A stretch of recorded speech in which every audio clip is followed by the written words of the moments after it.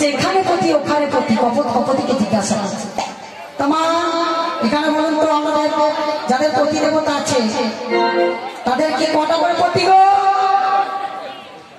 কই কোন মায়ের কটা পতি দেখি তো? একটা পতি কাদের? একটা পতি কাদের?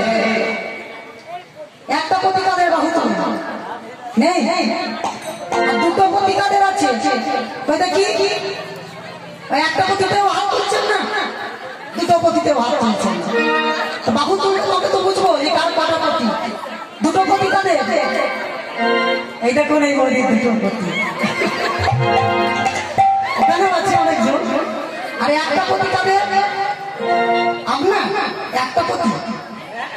এই তো হলো একটা পতি যদি হয় তাহলে মা চলবে না, কলিকা দুটি পতি চাই। কি? একটা সাজাপতি আর একটা হচ্ছে সাজাপতি। তাই যদি সাজাপতিকে আপনাকে যে বিবাহ করে সিঁথি সিঁদুর দিয়ে এনেছে, আপনাকে রোজগার করে দুবেলা দুমুঠো অন্ন খাওয়ায়, ভালো ভালো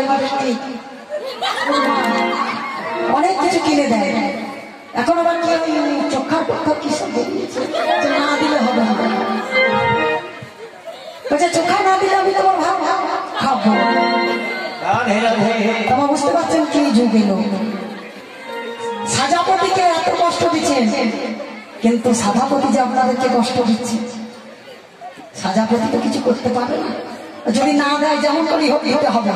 চোখা চেয়েছি তখন তখন চোখা লাগবে, না হলে ওই চোখা বাদ দিয়ে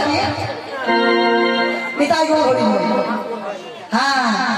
তাই কি হয়েছে, এই সাজাপতির মঙ্গলে কামনার জন্য, আমাদের এই সাজাপতির মঙ্গলে কামনার জন্য সাধাপতির চরণে সেবা করিতে হয়।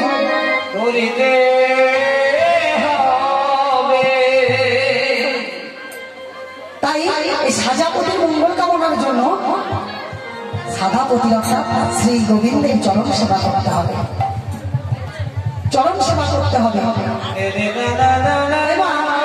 এদিকে কপটের মনে প্রশ্ন যে রাধারানীর তাহলে দুটি পতি? বলছে হ্যাঁ দুটি পতি, শুধু রাধারানীর বলে নয়, ইহলোক জগৎ সংসারে যত মা আছে সকলের দুটি করে পতি।